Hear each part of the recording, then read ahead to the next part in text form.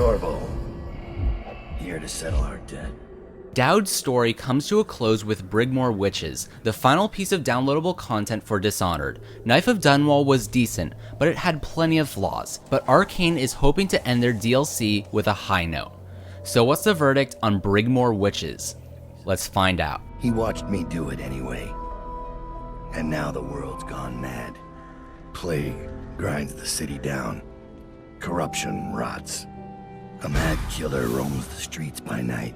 Brigmore Witches continues Daud's story from Knife of Dunwall, where he is still on the hunt for Delilah, a particularly powerful witch with some nasty plans for the Empire. The conclusion to Daud's story doesn't go anywhere particularly interesting, and the still image-filled cutscenes aren't all that flashy. But, like the previous DLC, the gameplay is interesting enough to look past the unexceptional narrative. In Knife of Dunwall, it was impossible to level up your stats to anything substantial, so it's a good thing Brigmore Witches allows you to import your progress from the previous chapter. This is made even better by a small assortment of new toys and abilities, like shock mines and the power to pull objects towards you or even faraway enemies for a takedown.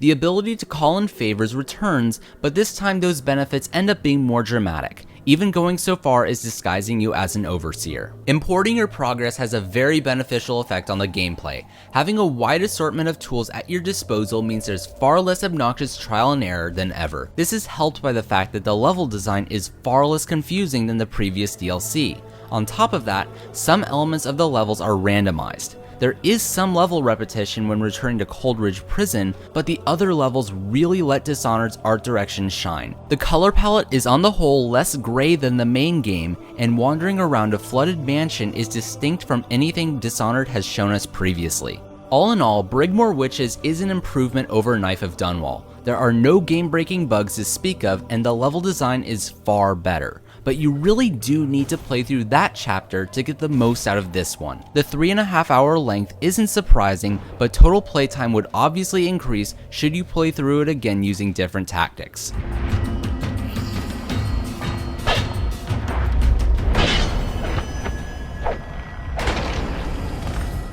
Brigmore Witches is a solid piece of content. It doesn't do anything to make Daud a more interesting character, but the play-it-your-way stealth will be worthwhile to fans. It doesn't do anything out of the ordinary, but it's a logical way to end Daud's tale. But if you absolutely need more Dishonored, you should play through Knife of Dunwall before you pick this one up. Oh, sir, thank you for finding me. It's been awful. There are such terrible things down here. But nothing as terrible as I.